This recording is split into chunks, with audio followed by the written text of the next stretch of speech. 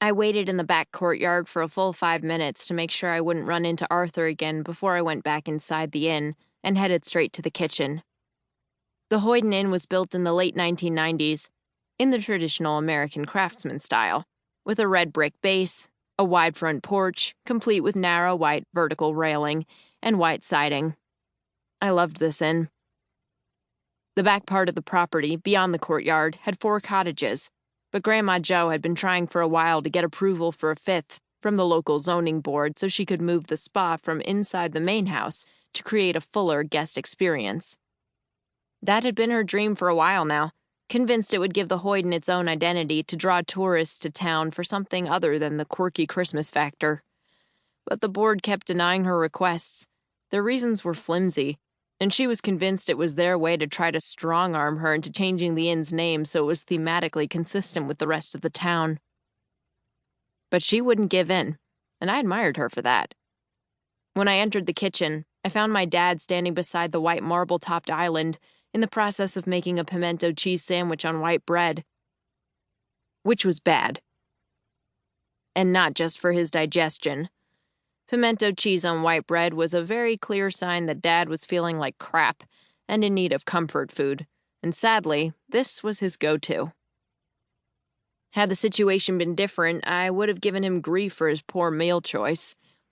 But I couldn't do that to him now. Not after learning about his and Mom's separation, the reason he was now living in one of the cottages behind his own mother's inn, and not at the house across town he had bought 12 years ago.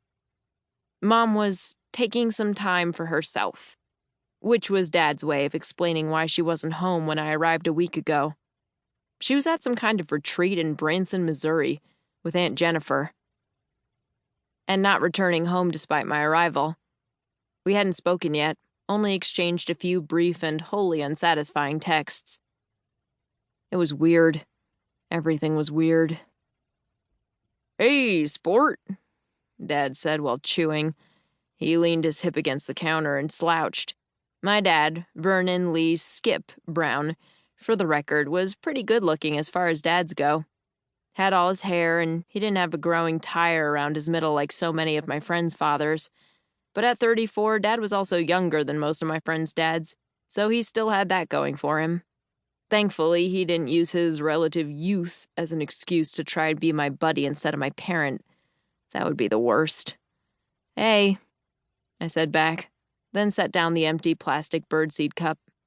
I removed my coat and took one of the blue and white vertical striped aprons off the peg in the corner, put it on, then grabbed the non-latex gloves, putting them on too, and started the hot water as I prepared to wash the impressive stack of pots and pans waiting for me in the sink. It was part of my job as assistant manager of guest actualization services. There was no manager of guest actualization services, or any titles really. Arthur was right, I'd made it up. But now that I had, I kinda liked it. Maybe I'd add that to my college resume. "Who are you talking to?" Dad asked. I frowned at him. When? Just now? He nodded to the kitchen window that overlooked the back of the inn. "Oh, that's Arthur. He and his aunt checked in last night." "Chakrabarty?" We all had the habit of referring to guests by their last names when we talked to each other, and even though Dad didn't officially work here, he was an insurance salesman. He followed suit. I nodded. Though Arthur's last name is actually watercress, like the plant. His dad's white. "You know him?" Yeah." I kept scrubbing the rosemary potato residue from the side of the stainless steel 8-quart pot, hoping he'd leave it alone. But there was exactly 0 chance of that. When it came to dads, there were the ones who wanted to know every aspect of your life at all times, and there were those who were satisfied with the basic headlines. Dad was absolutely the former.